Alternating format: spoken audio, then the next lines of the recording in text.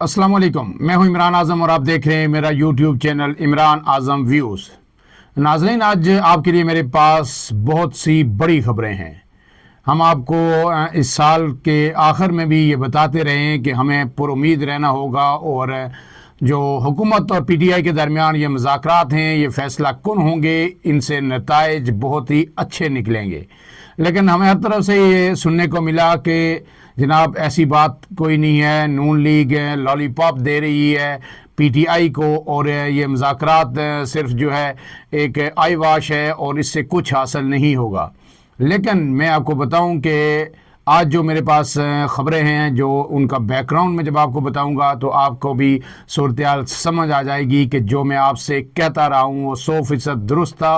और आने वाले चंद दिनों में, अब ज़्यादा कोई महीनों की बात नहीं है, आने वाले चंद दिनों में सूरत बिल्कुल वाज़े होकर सामने आ जाएगी। लेकिन इससे पहले आपसे एक दफ़ा फिर गुजारिश कि अगर आप मेरे चैनल पर नए हैं तो इमरान आज़म व्यूज़ को सब्सक्राइब कीजिए और अगर वीडियो पसंद आए तो इसे लाइक और शेयर ज़रूर कीजिएगा। अब आते हैं आज की खबर पे कि आपको पता है कि कल यानी 2 जनवरी को पीटीआई और हुकूमत के दरमियान मुज़ाकरात का दूसरा राउंड होगा। इसमें मैंने आपको अपने कल के व्लॉग में भी ये बताया था कि इस मरतबा अली अमीन गंडापुर भी ज़रूर शरीक होंगे और उनकी शिरकत बड़ी ही अहम है। इसलिए नहीं कि वो वज़ीर आला खैबर पख्तूनख्वा हैं या पीटीआई के अहम रहनुमा हैं, बल्कि उसकी असल वजह यह है कि जो असल मुज़ाकरात इस वक्त हो रहे हैं वो अली अमीन गंडापुर कर रहे हैं और उनके साथ दूसरी शख्सियत हैं बुशरा बीबी, जो इमरान खान की एहलिया हैं। एक तरफ तो ये कि दोनों कमेटीज़ आपस में मुज़ाकरात कर रही हैं, लेकिन इससे पहले जो मुज़ाकरात कहीं और हो रहे हैं, जो ताकत का सरचश्मा है, वहाँ पे जो पीटीआई की तरफ से 2 लोग मुज़ाकरात कर रहे हैं, उनमें एक बुशरा बीबी और दूसरे अली अमीन गंडापुर हैं। और वो मुज़ाकरात किससे हो रहे हैं? वो इस मुल्क की ताकतवर तरीन शख्सियत के इंतहाई अहम और करीबी जो शख्स हैं उनके साथ हो रहे हैं और उनमें तकरीबन अब बहुत सारी चीज़ें सेटल हो चुकी हैं, बहुत सारी चीज़ों पे कंसेंसस हो चुका है। उसकी जो हीट है वो तपश है और जो मामलात किस हद तक पहुँच चुके हैं उसकी भनक नून लीग को भी पूरी तरह पड़ चुकी है। अब जो पहले मैं आऊँगा उन मुज़ाकरात की थोड़ी सी तफसील आपको बताऊं और उसके बाद फिर नून लीग की तरफ आऊँगा कि नून लीग अब क्या सोच रही है और नून लीग को क्या खदशात हैं कि क्या होने जा रहा है और ये जो सूरत हाल है इतनी तेज़ी से क्यों तब्दील हुई है।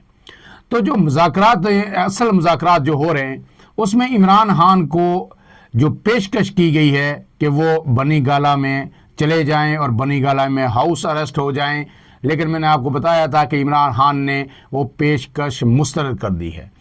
तो इमरान खान ने क्या कहा? इमरान खान ने इसका जवाब ये दिया कि जनाब मैं तमाम जो अदालतों में मेरे केसेस हैं मैं उनका सामना करके उनसे जो है ज़मानत हो या उन केसेस का फ़ैसला हो उसी सूरत में बाहर आऊँगा। आप अगर सीरियस हैं, संजीदा हैं, इस मुज़ाकराती अमल को आगे बढ़ाना चाहते हैं तो आप एक काम कीजिए कि आप अदालतों पर जो आपका दबाव है, बेपनाह दबाव है, आप उसको ख़त्म कर दीजिए, अदालतों को आज़ाद छोड़ दीजिए। उसके बाद मेरे वकला मुकदमात का वहाँ लड़ेंगे मेरे, और मैं जब उनसे बरी हो जाऊँगा तो मैं बाहर आ जाऊँगा।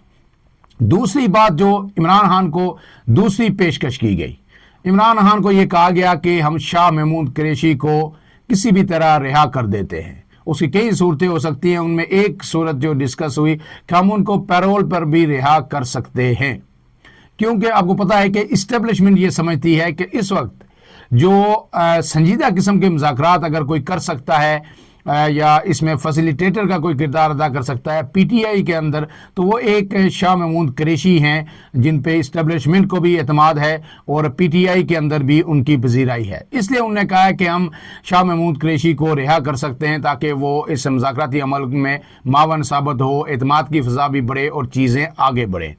लेकिन इमरान खान ने यह कहा है कि शाह महमूद कुरैशी को न सिर्फ रिहा किया जाए बल्कि डॉक्टर यास्मीन राशिद को भी रिहा किया जाए। उसकी 2 वजूहत है। एक तो इमरान खान ये कहते हैं कि उनकी सेहत इंतहाई ख़राब है, वो खातून है, उनके बिला वजह के मुकदमात में अंदर रखा गया है, लिहाजा उन्हें फौरी तौर पर रिहा किया जाए। दूसरी जो असल वजह है اس کے ساتھ یہ بھی اپنی جگہ ایک درست عمران خان کا موقف ہے کہ وہ بیمار بھی ہیں اور جو ہے ایجڈ بھی ہیں اور جو ہے انہیں مقدمات بھی جو ہے کوئی اتنے سنجیدہ نوعیت کے نہیں ہیں. آپ کو پتہ ہے کہ پولیٹیکلی موٹیویٹڈ مقدمات ہیں ان پر. لیکن دوسری بات ہے کہ عمران خان کو ان کی عدم موجودگی میں پی ٹی آئی کو لاہور میں بہت بڑا نقصان ہو چکا ہے. پی ٹی آئی پنجاب میں کہیں نظر نہیں آ رہی. ایسے میں شاہ محمود قریشی اگر رہا بھی ہو جاتے ہیں تو ان کا جو اثر و رسوخ ہے وہ زیادہ سے زیادہ ملتان تک ہے, یا پھر وہ جو ہے اسٹریٹ پولیٹکس پہ اتنا زیادہ, اسٹریٹ پاور پہ اتنا یقین نہیں رکھتے. اس لیے اگر لاہور میں پی ٹی آئی نے خود ری گین کرنا ہے چیزوں کو, واپس اپنی جو اسٹریٹ پاور ہے اس کو بحال کرنا ہے اور اپنے کارکنان کو ایک مرتبہ پھر جو ہے باہر لانا ہے اور جوش و ولولہ ان کے اندر پھونکنا ہے, تو اس کے لیے یاسمین راشد بے شک بزرگ ہیں, لیکن پی ٹی آئی ان کو بڑا مان سمان دیتی ہے, ان کی رہائی بڑی ضروری ہے. لیکن اس میں جو ابھی تک کی جو ہرڈل ہے وہ مریم نواز ہے. وہ نہیں چاہتی کہ جو ڈاکٹر یاسمین راشد ہیں, کیونکہ انہوں نے بڑا ٹف ٹائم دیا لاہور میں نون لیگ کو کہ وہ فوری طور پر باہر آئے.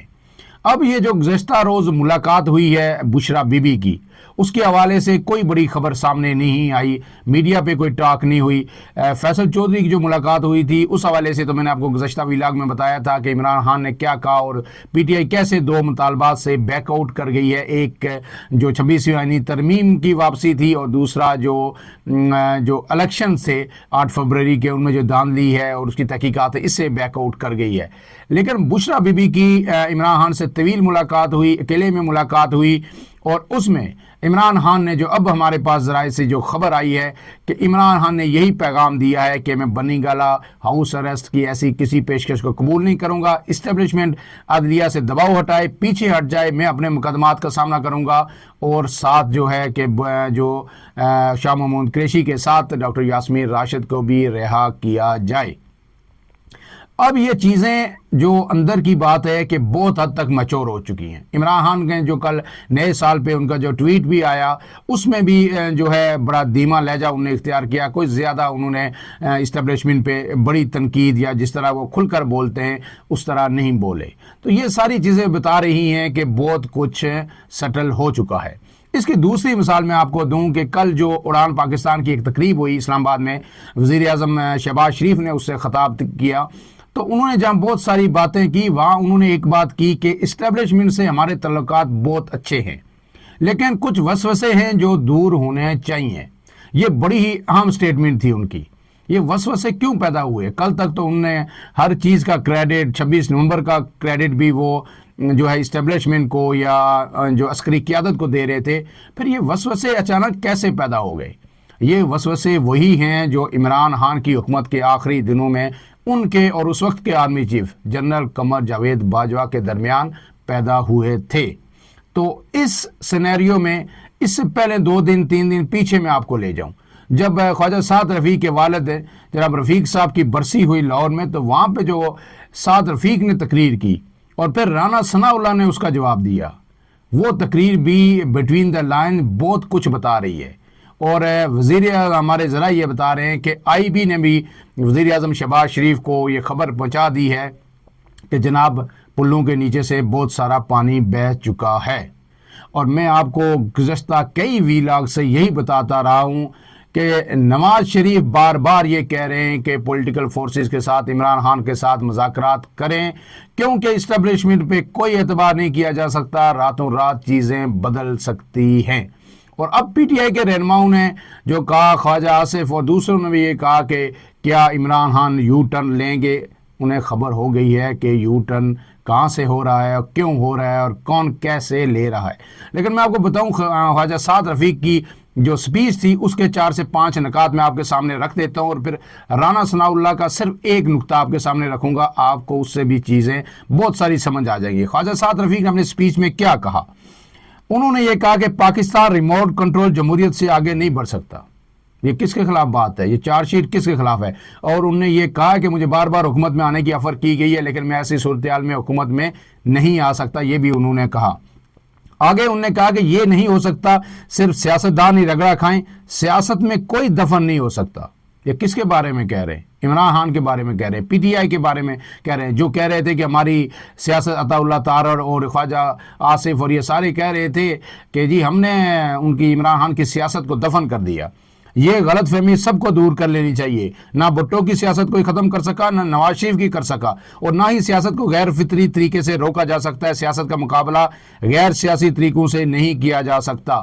انہوں نے ساتھ ہی قومی کمیٹی کی بھی تجویز دی، اور انہوں نے اس میں مولانا فضل الرحمان کا نام لیا، شاہد خاقان عباسی کا لیا، نثار علی خان کا لیا، اور دیگر کئی رہنماؤں کا لیا کہ جن کے پی ٹی آئی سے بھی رابطے نہ ہوں، قریبی تعلقات نہ ہوں، نون سے بھی نہ ہوں، یہ نیوٹرل قسم کے لوگ بیٹھ جائیں اور یہ اس مسئلے کا حل نکالیں، بات چیت سے حل نکالیں۔ اب مزید جو ہے اس طرح یہ ملک نہیں چل سکتا۔ یعنی وہ کہہ رہے تھے کہ مذاکرات کو اب حتمی نتیجے پر پہنچنا ہوگا اور عمران خان کو باہر آنا ہوگا۔ اور اس کا جواب جو رانا ثناء اللہ نے دیا وہ بھی بڑا زبردست تھا۔ انہوں نے تو جو گویا دریا کو کوزے میں بند کر دیا۔ انہوں نے یہ کہا کہ عمران خان، نواز شریف اور آصف علی زرداری بیٹھ جائیں، کسی قومی کمیٹی کی ضرورت نہیں ہے، یہ بیٹھ جائیں تو مسئلہ حل ہو جائے گا۔ اور میں آپ سے بار بار یہی کہہ رہا تھا کہ نون لیگ کی جو اصل طاقت ہے، جو آواز ہے، نواز شریف، رانا ثناء اللہ اور اسپیکر ایاز صادق، وہ اس بات پہ جو متفق ہیں کہ یہ مذاکرات اسی طرح ہونے چاہیے۔ میں نے آپ کو ایک ویلاگ آپ میرا سن سکتے ہیں کہ 3 بامقابلہ 3 کا میں نے آپ کو بتایا تھا کون 3 مذاکرات کے حمایتی ہیں، کون نہیں ہیں۔ اور اس کے بعد اب صورتحال بالکل واضح ہو چکی ہے کہ آئندہ 1 ماہ کے اندر آپ کو یہ سمجھ آ جانی چاہیے کہ 20 جنوری بھی قریب ہے، ٹرمپ بھی اپنا اقتدار سنبھالیں گے، اور 1 ماہ کے اندر اندر صورتحال بالکل واضح ہو جائے گی۔ اور اس سارے صورتحال میں ایک اور فیکٹر بھی ہے کہ پیپلز پارٹی اور نون لیگ کے اندر بھی جو چپکلش ہے وہ اپنے عروج پر پہنچ چکی ہے۔ اس کی کئی وجوہات ہیں۔ کچھ لوگ تو یہ بھی کہہ رہے ہیں کہ جی پس پردہ ایک 2.5 سال کا فارمولہ طے ہوا تھا، اور پی ٹی آئی نون جو ہے پیپلز پارٹی اب اس طرف بڑھنا چاہ رہی ہے۔ وہ بات اگرچہ کوئی اتنی میچور نہیں ہے، اتنی سنجیدہ نہیں ہے، لیکن یہ بات میں آپ کو ضرور کہہ رہا ہوں کہ جو ملاقاتیں ہوئی ہیں پیپلز پارٹی کی کمیٹی کی نون لیگ سے، اس میں پیپلز پارٹی کی طرف سے لاہور میں سپیس مانگی گئی ہے۔ نون لیگ کی قیادت سے کہا گیا ہے کہ لاہور میں جو ہمارے لوگ تھے جو صوبائی اسمبلی کے الیکشن لڑے یا قومی اسمبلی کے الیکشن لڑے نون لیگ کے خلاف، پی ٹی آئی کے خلاف ہے، انہوں نے اپنے حلقوں میں لوگوں سے بہت سارے وعدے کیے ہوئے ہیں، اور اس کے ساتھ ساتھ وہ بہت یعنی مشکل میں ہیں، وہ ترقیاتی کام کرنا چاہ رہے ہیں اپنے لوگوں کو ساتھ رکھنے کے لیے، لہٰذا ہمیں پولیٹیکل سپیس دی جائے لاہور میں، اور انہیں فنڈز بھی مہیا کیا جائیں تاکہ وہ اپنے ترقیاتی کام جو وعدے تھے وہ کسی حد تک پورے کر سکیں۔ لیکن اس میں مریم نواز نے بالکل کہہ دیا کہ نو، ایسا پاسیبل نہیں ہے، اور اگر ایسا پاسیبل نہیں ہے تو پھر اس کے بعد یہ جو تناؤ ہے پیپلز پارٹی اور نون لیگ کے درمیان یہ بھی اب بہت آگے بڑھے گا۔ اور اب اس کے ساتھ جو آخری جو خبر آپ کو ہے کہ اب تو ایسی خبریں بھی آنا شروع ہو گئی ہیں کہ مذاکرات تو کامیاب ہوں گے ہی ہوں گے، عمران خان تو باہر آئیں گے ہی آئیں گے۔ 2025 یہ الیکشن کا سال بھی ہو سکتا ہے، لیکن میری رائے میں اس پر کوئی بھی بات کرنا بہت ہی قبل از وقت ہے۔ فی الحال کے لیے اتنا ہی۔ اپنے میزبان عمران اعظم کو اجازت دیجیے۔ اللہ حافظ۔